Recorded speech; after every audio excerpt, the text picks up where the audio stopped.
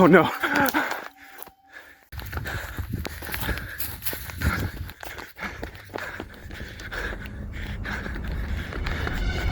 Oh my god!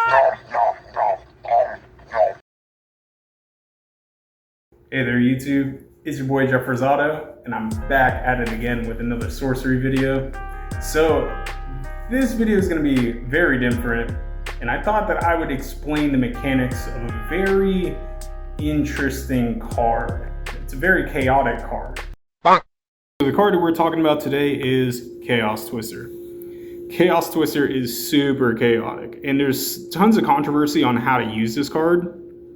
For starters, it's an elite magic of orbital dexterity, costs 4 mana with the 2 air, and its effect says you place a target minion on the back of your hand, and then you blow it off from a height of at least 1 foot. You deal damage to its power to each unit on top of the site it lands on, including itself. That's pretty crazy because the mechanics are, like, this card requires a mechanic that isn't a part of the actual main game mechanics. So how do we particularly use this card? Okay, so one thing that you're going to need is, well, the back of your hand. You're going to need some sort of measuring device to establish your 1 foot distance. And then you're going to need a near mint card. Now, I just have a blank card here. I don't know if blank cards even count as near mint, but we're just gonna go with it today. It's a near mint to me. So we're gonna go over how people normally establish this effect in tournaments. So they will identify the 1 foot, they'll place their hand like so, and then they will lay the card flat on the back of their hand, and then in one breath, they will try to establish the effect by placing the minion into the realm. Of course, based on where it did land, it looked like it landed on a 13 square, which is my side of the realm, and that's ideally not what you want to do with this effect. You want to always land it on your opponent's side. I mean, there might be a benefit for landing on your side, but for the most part, you want it to land on your opponent's cards so you can deal multiple points of damage to those cards. Now, I have found that if you place the card horizontally on the back of your hand, I think that's the best way to go about it. See, because when you blow the card off, there's only so many ways how it can land into the realm. It'll either land flat, which is ideally what you want to try to accomplish. If you have it tilted in a certain way and you try it, there could be a chance it'll hit the corner and it'll bounce off where you don't want it to land. And then finally, there's a chance that it'll actually land correctly, but if you blow it too hard, there's a chance that it'll just slide, which could be a benefit. So let's go over different methods on how to use this Chaos Twister. Okay, so we're going to go ahead and establish this 1 foot above the air. I'm going to have my hands a little flat and angled at my opponent's avatar. I'm going to place the card as flat as possible on my hand. And with one breath, I'm hoping that this will land on square 3. So see, as you saw what I did there, it did land basically right where I wanted it to. And the trick of the method is that since I have my hand slightly flat, as you guys kind of saw in the video, it wanted to kind of get away from me. And that's what you want. See, because the idea is that you want to blow it off your hand, let it slide onto your fingers, and it should land right where you want it to.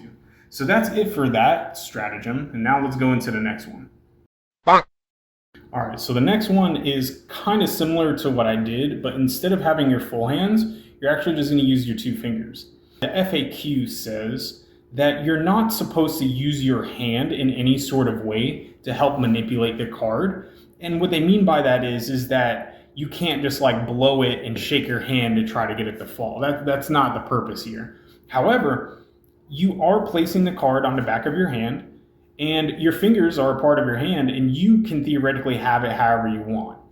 It's just most people would just lay it out as a fist, And most people didn't even think that you can use your fingers for this effect as long as you are meeting the correct guidelines for the card.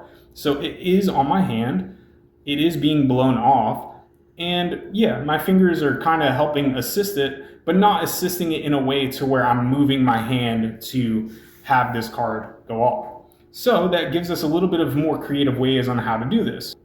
Essentially what we're going to do is put it on the back of our hand like so. And actually, let's go ahead and make sure that I have the right height here. So we have it 1 foot here. Essentially what I'm going to do is use my fingers kind of as a ramp, put the card on the back of my hand, and look at that. And I'd even say that it's on the majority of 3 too. It is a little bit more close. Actually, no, it is definitely closer to 3, but you know, there is some sort of drawback to having it that close. But you get the idea. Having your fingers extended gives the card a chance to actually ramp and fall and slide right where you need it to. The only downside is that if you have your fingers curved too much, the card will actually stop. And sometimes if you have fat fingers like myself, it may even just get caught in the wedges and then it won't move. So that's why doing this off one breath is very vital, and it's also vital to make sure that you have it tilted at an angle. If it's too tilted, it'll just fall off. So now on to the next one. Bonk. So let's say for an example, you're at a tournament and you need assistance casting your Chaos Twister. Well, as I would always say, where there's a will, there's a way. And as long as there's some sort of way where you can have assistance to do this, I think that's very vital. And I think that it's very good to establish help from your judges. So I'm going to go ahead and grab this card. Sorry guys, I got tiny fingers on this one. Okay, so there we go. I think I got it. All right, so it is on the back of my hand. And now I'm just gonna. Where there's a will, there's a way, guys.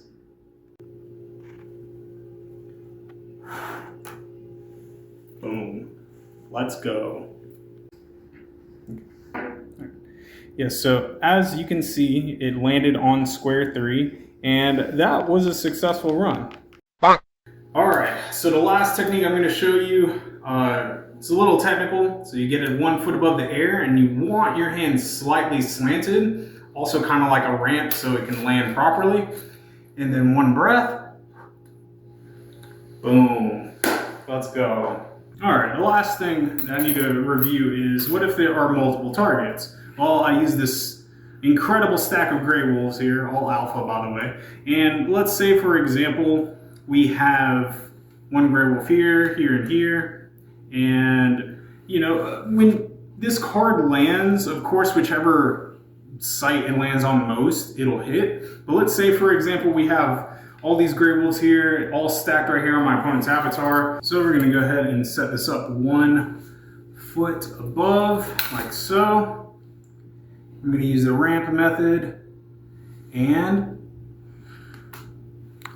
let's go. So you guys can see all of these are very consistent with where they land. If that were a tournament and if that landed correctly just like so, all those gray wolves would have taken damage. The minion that I used for the Chaos Twister would have taken damage, and my opponent's avatar would also take the damage. It's a really good card. So there you have it, guys. Those are all my methods on how to use the Chaos Twister. Now, when you're at a tournament, you certainly want to ask a judge for help. Okay, dude, hold your horses, man. Hang on, guys. I need to figure this out. Oh. Hey, officer. Sir, I hope you know you can't be here. What do you mean? You're trespassing on private property. Are you kidding me right now? I'm not. This is my house. Yo, you cannot just storm into my house, dude. Like, what are you doing? You refuse to cooperate with me right now. Yeah, that's because you're coming into my house. Yo, what? Sir, stop resisting. Officer, okay, wait. Have you heard of Jeffers Auto?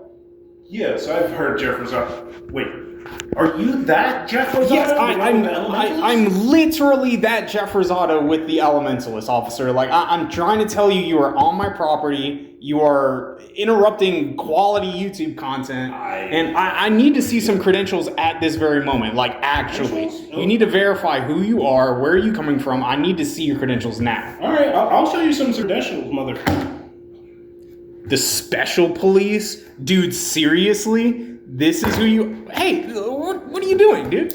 I'm putting you on restraint. Are you kidding me right now, dude? But I'm Jeff Rosado. And I'm your favorite fan. Bonk.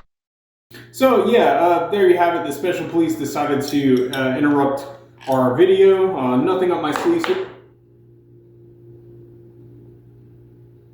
except that.